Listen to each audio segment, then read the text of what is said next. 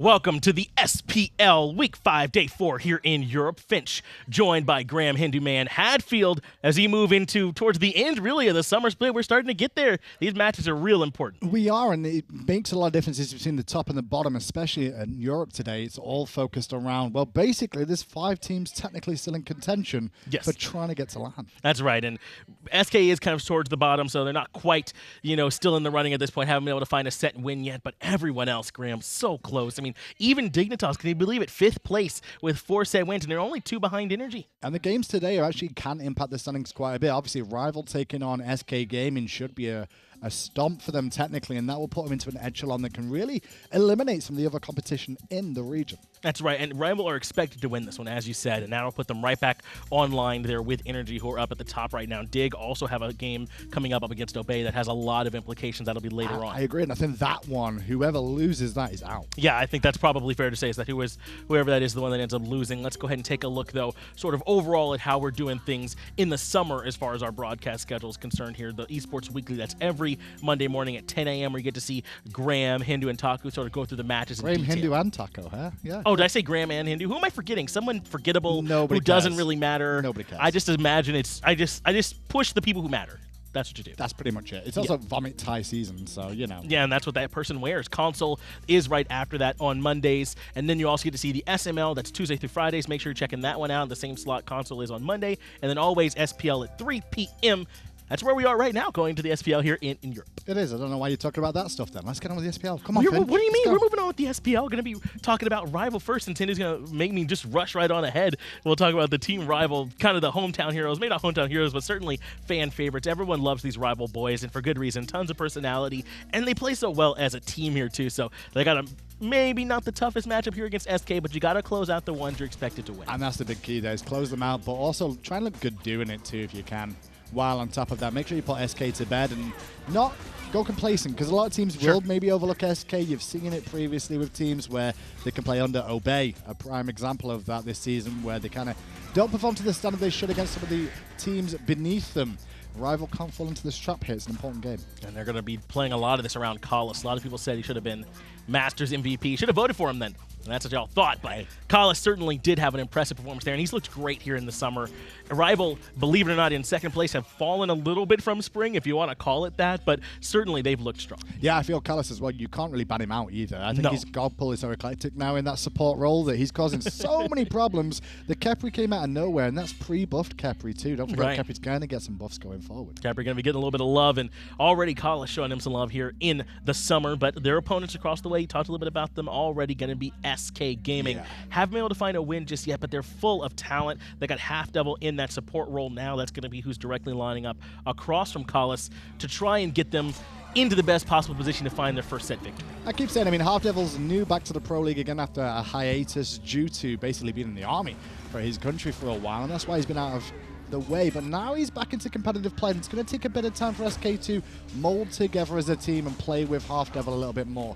There is good signs from SK, and even though they're at the bottom without finding a win so far, Finch, I still believe they have the caliber to beat any of the SML teams that Europe have. So it's just unfortunate that they're the ones at the bottom of the SPL. Well, who's 5th? It's Dignitas. That's how if close you're it is. behind Dig, you're not bad. Dignitas are insanely good, and you're right. I think if Insignum or any of those other EU team comes up, we'd kind of see that SPL gap on display there. Clearly, this SK roster is very, very strong. And, I mean, they have a ton of talent on here. You talked about how HalfDevil missed some time, but he's been grinding at the challenger level. I mean, Funballer and Lawbster are 2 of the old guards, so SK have plenty of talent in the squad. I do feel, though, if SK don't start finding momentum in the fall split, it's time for these guys to maybe go separate ways. Maybe.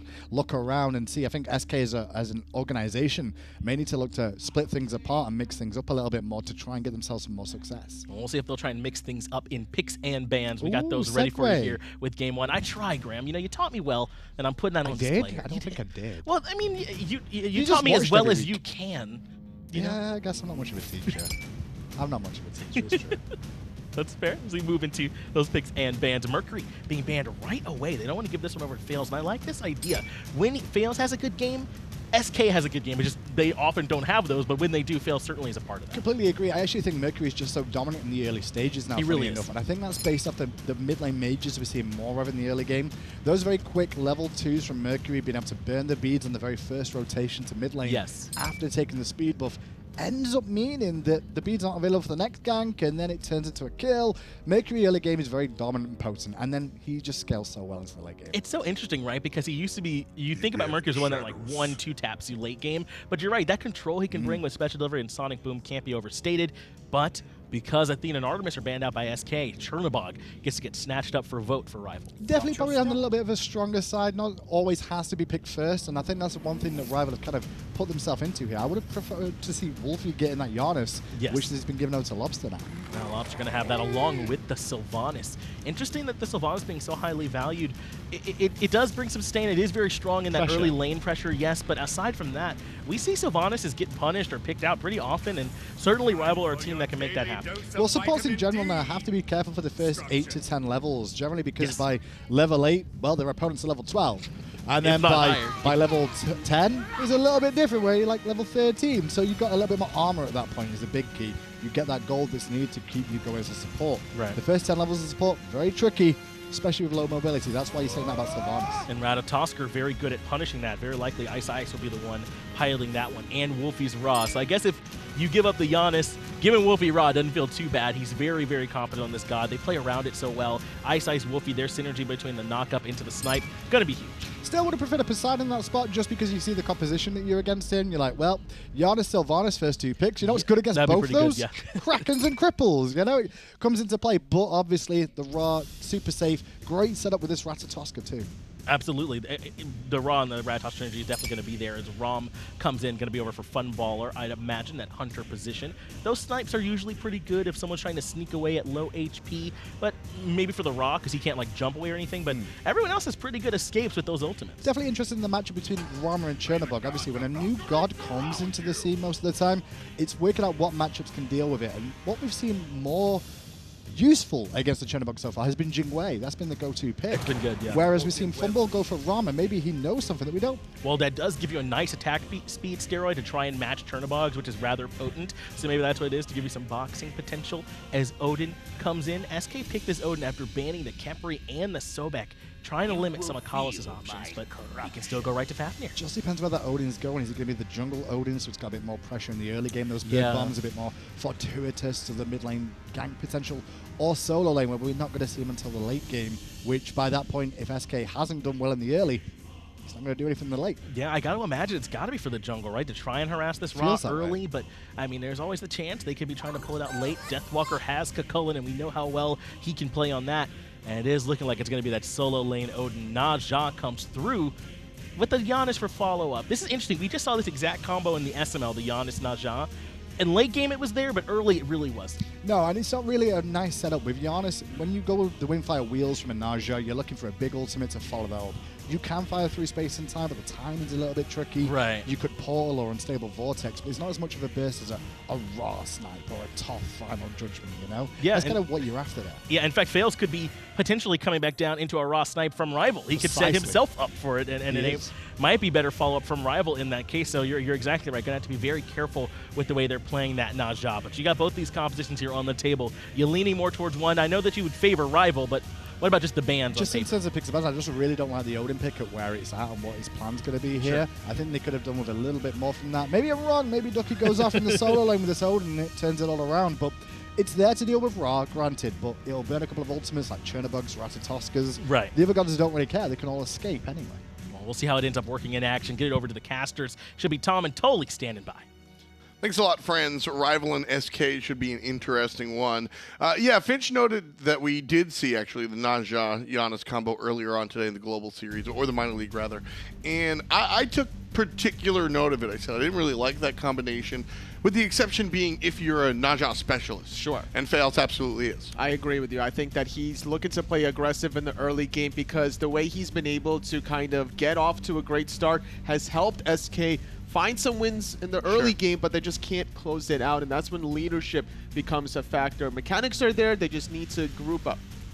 Well, right now, we hope you guys are grouping up in chat. Let us know who you think is going to take this one. Rival is probably the fan favorite at home, but I think SK has had enough interruptions throughout the course of this split. This might be the game, you know, they're trying to win every single game possible. Rival will be a tall task, but maybe today is the day. It's possible. In their week 2 set, they did find one game, not finding the whole entire set. And SK Gaming, if there's ever a time for them to come alive, it's towards the end of the summer split to be able to come into the fall split with a furious fire, because currently without a single set victory, this team has struggled in the past. They need to find some sort of identity that they can really hold on to. Well, let's get into game number 1 and see how this one's going to go. Rival on the left side of your screen. iceicebaby on the Ratatoskr. Very, very scary. You notice that Rival straight away banned out the Mercury. Very interesting. He's really been tearing it up here at the Smite Pro League. It's all about the mobility with the wider map.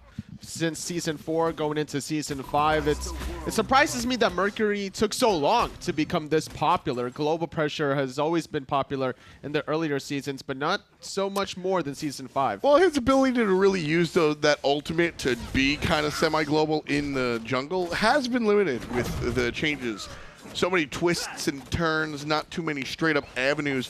A lot of the surprise ganks we've seen out of Mercury's this season have been from behind Tier 1 towers. Well, it's not only that. It's also just about the sheer mobility that Mercury has as opposed to any other god. Keep in mind that he has that 381 movement speed compared to all the others, and he gets that increased mobility once he pops that steroid. Right now, hitting level 2 is going to be Vote, and they'll walk into their jungle already. Purple on the floor, so is Red. Teams have really adapted and changed their mentality as far as this left side jungle is concerned. Giving up the purple buff for taking out the red is not a bad idea. Sylvanus and Ram difficult to handle in the duel lane, and that's why SK was able to successfully invade the purple. HalfDevil not really deterred despite taking all that damage. He has a shell to be able to at least hold on a little longer. So Vote on this Chernobog. I mean, this is the, day 4 of week 5? Funball getting stunned out here real quick, and that's a big root there coming out from said Chernobog. Collis jumps forward. Vote doesn't seem quite ready for it, so relinquishing their grip on the SK dual lane. This character is very interesting. This character is very interesting. Global ultimate, but not a team fight ultimate. Is that a net positive or net negative is what I'll ask you later. HalfDevil, though, net negative.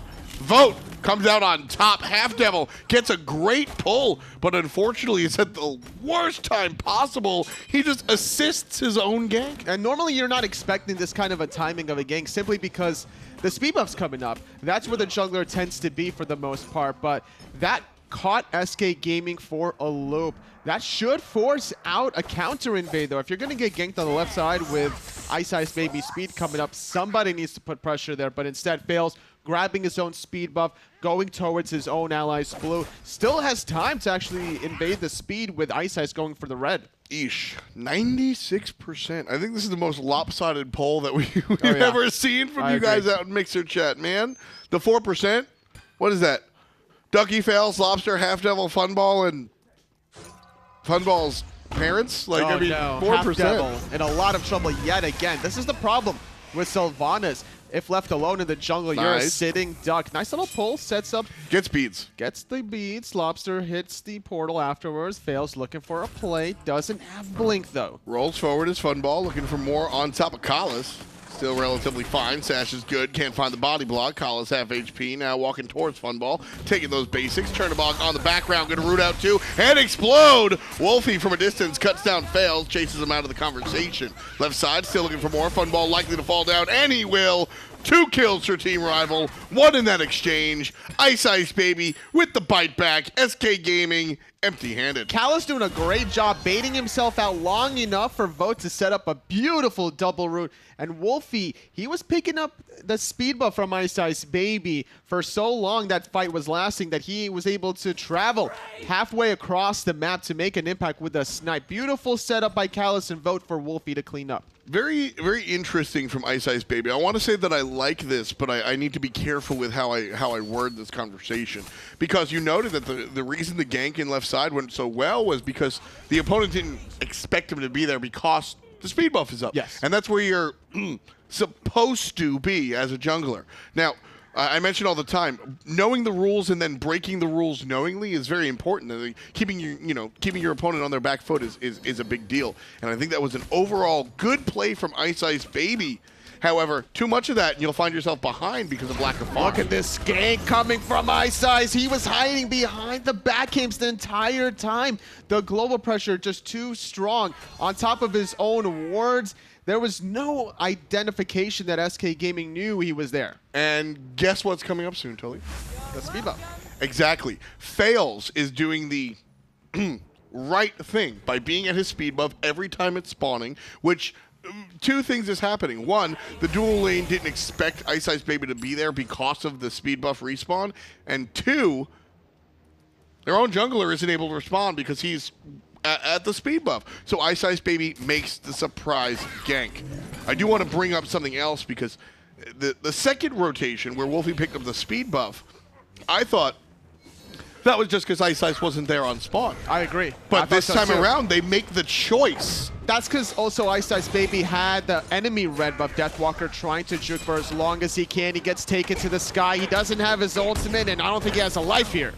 Going for an easy kill on the solo lane. SK Gaming now on the board. These are the plays that Faeles needs to do on the right side if they're losing on the left. So a nice look so far. SK Gaming responding. Collis. He gonna get the red? No. Yep. Okay. Collis and iceicebaby holding on to the red buff. Wlfy with the speed. Rival are doing a great job controlling the duo lane jungle side after the primary level 3 gank. Or level 4 gank from iceicebaby during that 2-minute, 20-second marker. Ever since then, he's just non-stop putting the pressure, been a part of all of the kills, as has Vote and Callus, really stripping away a lot of these purple and red buffs, which is uncommon considering that SK Gaming in the dual lane have a Sylvanus Ram combination, two of the strongest gods at level 1 to fast clear the wave. I mean, the big deal was the jungle gank over there. And because of that, things changed. Nice ultimate from HalfDevil to avoid the knockup. And the portal! Honestly, that was a really smooth play. Vote comes up one step higher and tries to catch HalfDevil after the fact. Ring toss from Faeles, so effective. The shell was so good because Lawbster hit the through space One shot. shot! But Funballer with a global of his own. Love the play for that exchange from SK Gaming. Just that last, I don't know if you call it a team fight, right? It was kind of just like two picks gone wrong. That last sequence that we saw coming out from SK Gaming, that's the reminder that this is still a great team. They've got 0 losses in the Pro League. I'm not saying that they're going to win the World Championship anytime soon, but don't be mocking these guys too hard. They're still capable of all of that. It was a very nice sequence. SK Gaming, not only did it look good, Toli, but it was also effective for the game plan, effectively tying the game up here. 3-2 read the kills, and SK Gaming a couple of hundred behind. Not even. That is exactly a tie game. And in fact, looking at the experience even, could even say it's in SK's favor. Could say that. SK Gaming, despite being number 6 seed, despite not having a single set victory, are still playing with intentions to win this game at their fullest. With the global pressure that they have, they're using it to its fullest capabilities. And even though I was getting to this being the bottom-seeded SPL team, this is still better than any other team in the minor league, in the global series, potentially even, as SK Gaming has plenty of experience between themselves. There's just that missing piece that gets them a little too far behind when they can't get that early game momentum. The ganks from iceicebaby has been too strong for SK. Rival starting the Gold Fury, and he ain't even know it. Gold Fury goes down. Everybody knows now. SK Gaming looking up at Team Rival's 1,500 gold lead. SK now making their way in the middle lane, but Gala stuns out one, and that'll be the end of it.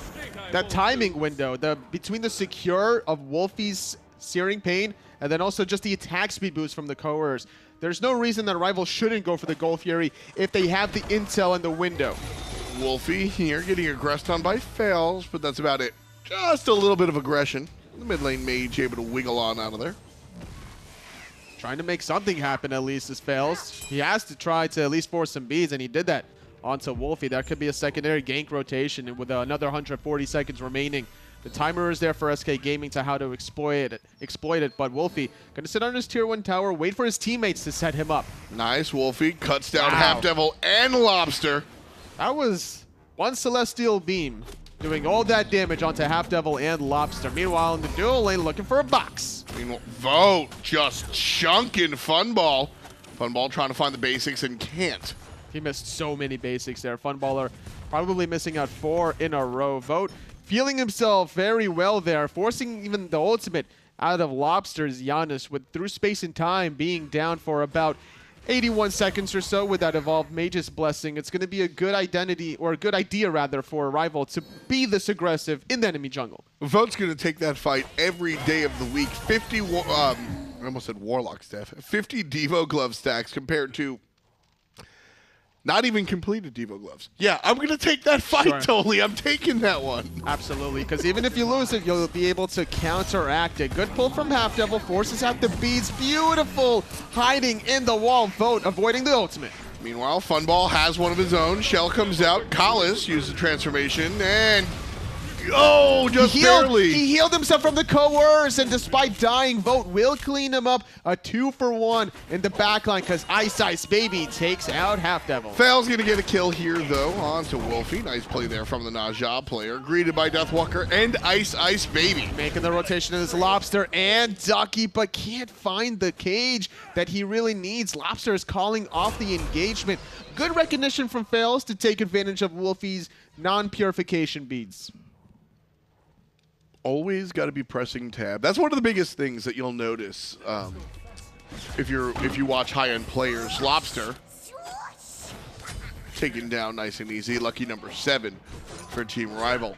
If you watch high-end players stream, Tully, one of the biggest things that you'll notice is that they press tab more often than you. They're looking at the scoreboard more often than almost anything else in the game.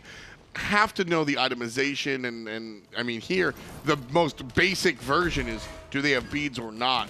And if they don't, punish that fact. But all of the itemization, very important. Kalis pulled on a tower here, but should be able to walk away. Follow-up stun into the running bounce is doing quite a bit of damage on this level 8 Fafnir, but look at this build out of the support player. Normally, it's the solo laners that rush high to the Urchin, not the supports, but Kalis feeling confident that he doesn't need to go for any sort of aura, whether it's going to be the Sovereignty, Heartward Amulet, or the Thebes. Wants to play selfishly this game.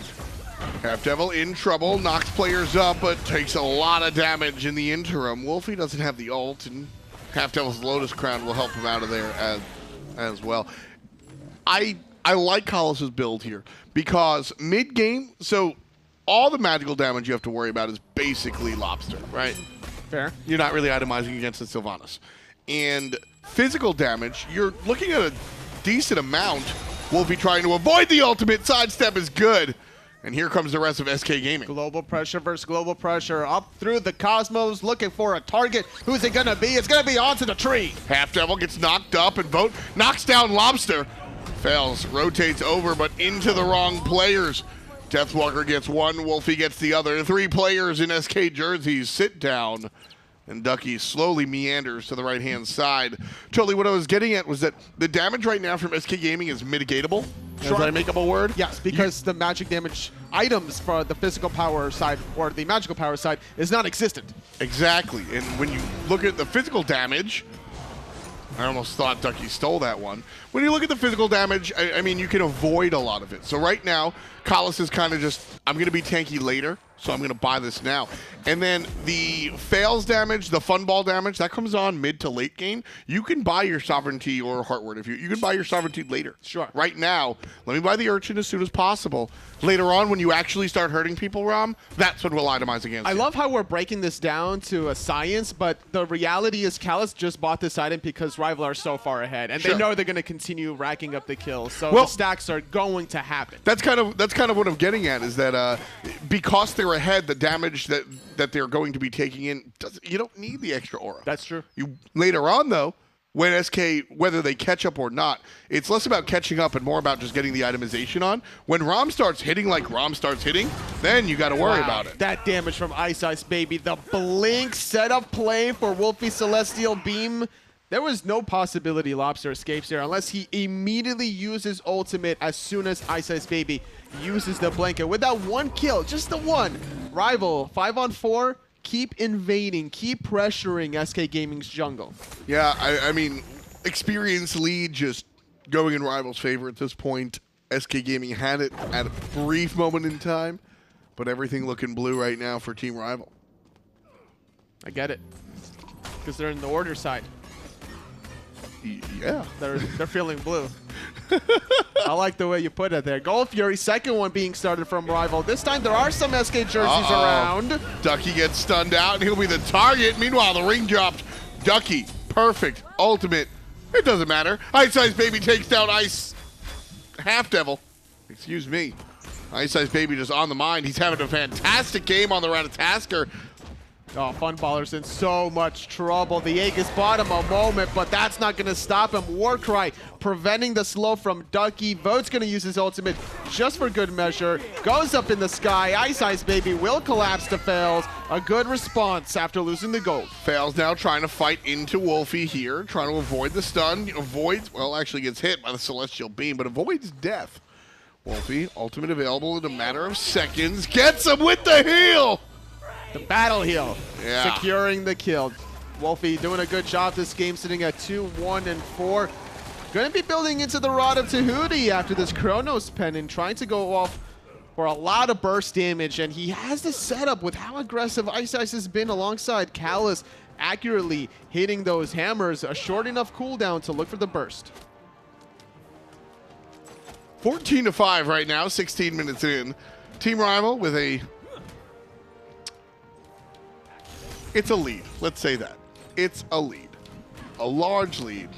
53-63 at 16 minutes. It's pretty good. This one has spiraled out of control very quickly for It's SK. still not completely set in the stone for Rival. SK Gaming can still come back. They have the potential with the mobility from Lawbster. And this is kind of where SK is the weakest.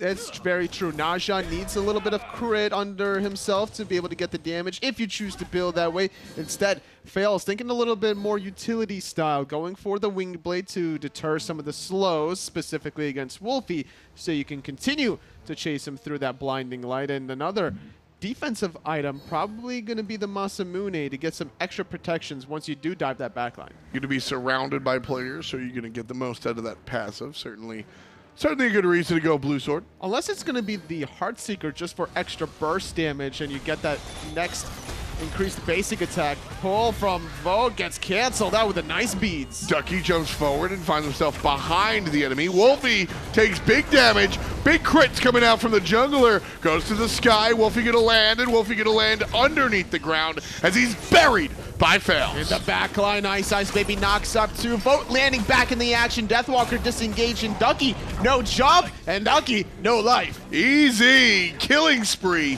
3 in a row for Vote without a death. Callus pulled under tower, and they're stunned, and there's death. Vote kills Faeles, though. Vote kills another Tripskis for Vote, the natural-born killer. And iceicebaby helps out his teammate, taking care of the tower. That one's going to go in the direction of Team Rival. They're 6,000 gold up. 4 for 2. 18 minutes in, Rival with a commanding lead. Callus sacrificing himself for the greater good. Whether or not he gave himself up for that pull intentionally, Rival instantly go into the tower zone to try to save Private Callus. They find the return kills, and that's all they needed to get an extra 500 gold and get that extra farming potential to increase their experience. Well, they tried to save Private Callus, and they're definitely saying,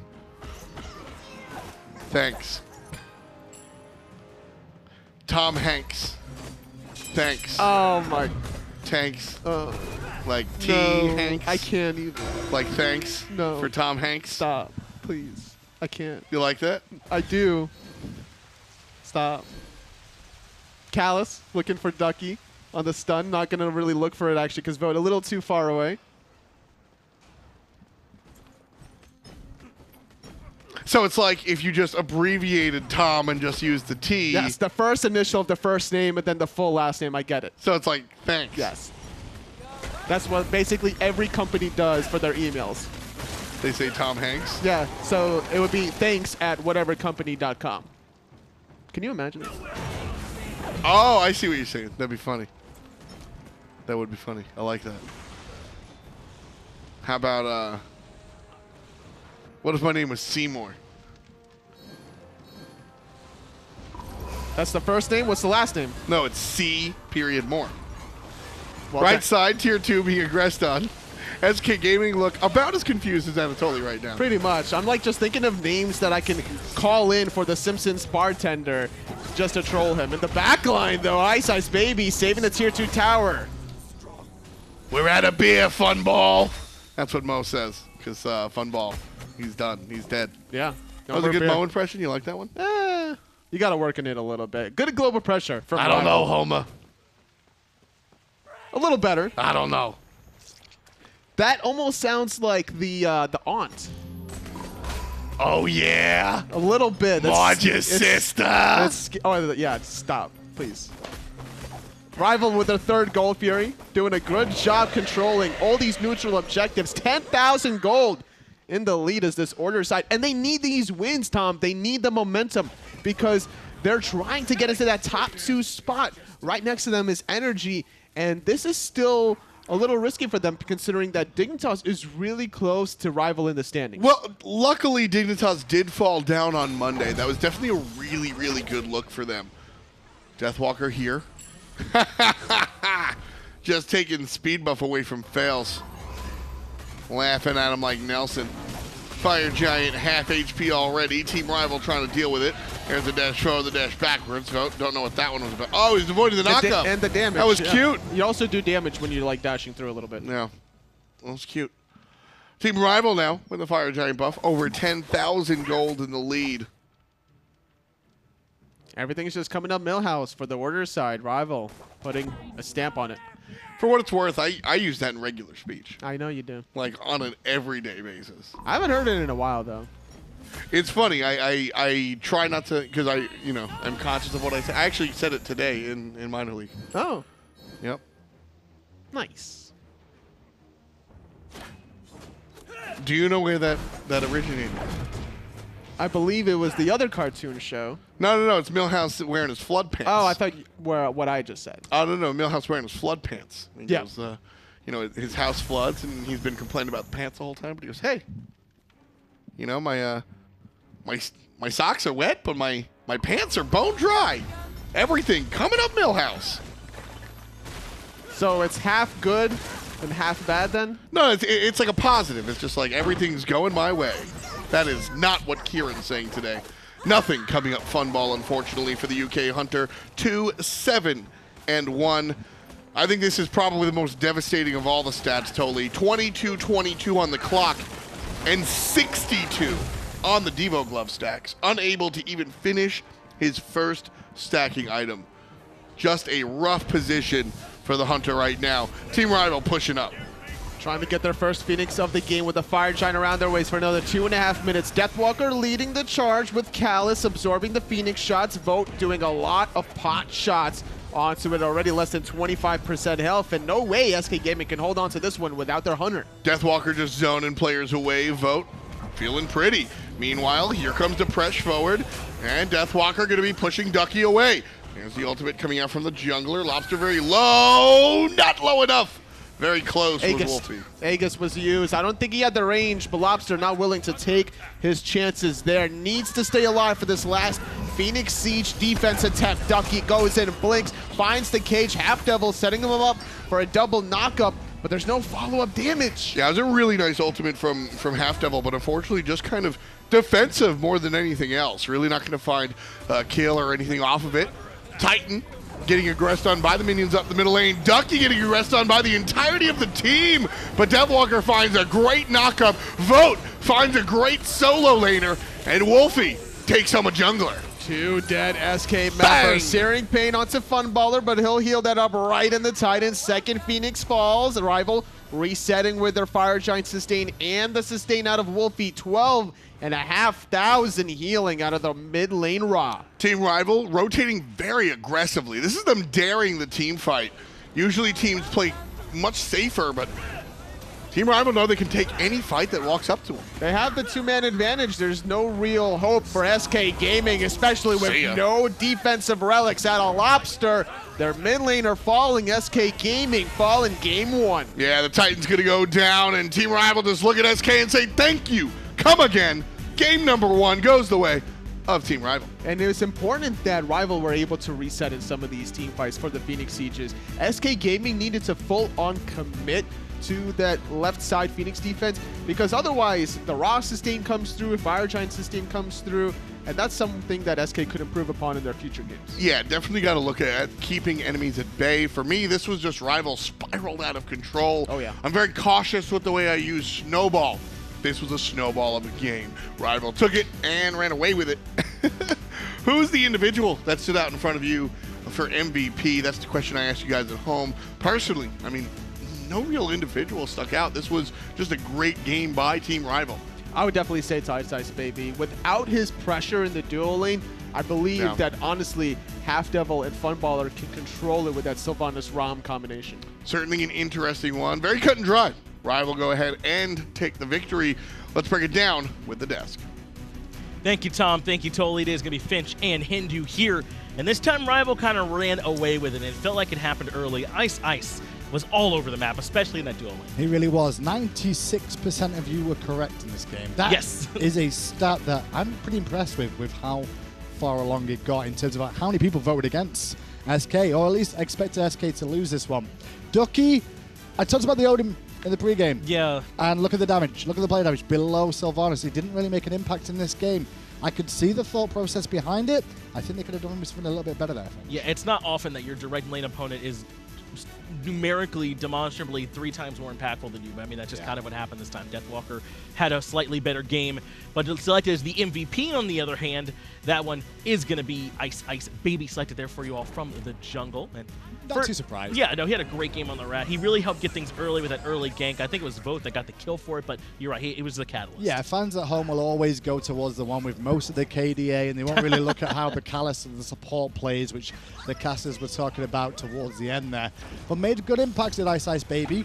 This was interesting to see how they formed this up too, considering they banned the Mercury away, which is something that iceicebaby has looked monumental on this season. That's right, and it had a great synergy with the Raw in the mid lane. Wlfy had an excellent game for himself too. You heard the healing numbers towards the end, around 13,000. Yeah. An absurd amount they've been able to heal, considering the game only went 24 minutes. And on top of that, there wasn't a lot they could do in response SK because they didn't have enough itemization gold to even build into anti-heal there. No. Odin was around, but not around. Not really. I mean, you got to see him make a couple rotations, but they never were really at the point where they were impactful. Vote on this Chernobog was very difficult to deal with as well. He got off to a very quick start thanks to a little bit of help from iceicebaby that was doing a ton of damage and great rotations with that ultimate too. I mean, as Tom said, Rival kind of just as a unit got a little bit away from SK. Yeah, I agree. Overall, in picks and bans outside of the Odin pick, I don't think SK really had a bad composition. I mean, you've got Janus, then you've got the Rama and Sylvanus duo lane. When you think about those three on their own, you're already like, okay, this is pretty solid. Wasn't the case. But it was the synergy there with it. I mean, I do feel like they had 5 strong picks, you know, but Odin in this composition, I mean, what was the big follow-up inside the cage? Why put it solo? Naja, Janus, the biggest thing with that setup, though, is the fact that they were very high skill cap gods to an extent. If you think about Rama's snipes, you've also got Janus snipes that you want to find out too. But not only that, as well as the Janus snipes, Finch, you've also got to deal with the whole idea of a Naja. And Naja is one of the hardest ones in the world to, like, make sure you hit every time. Yeah, in order to make sure you're getting the most out of that Naja, you definitely have to be playing it at a high level. We'll see if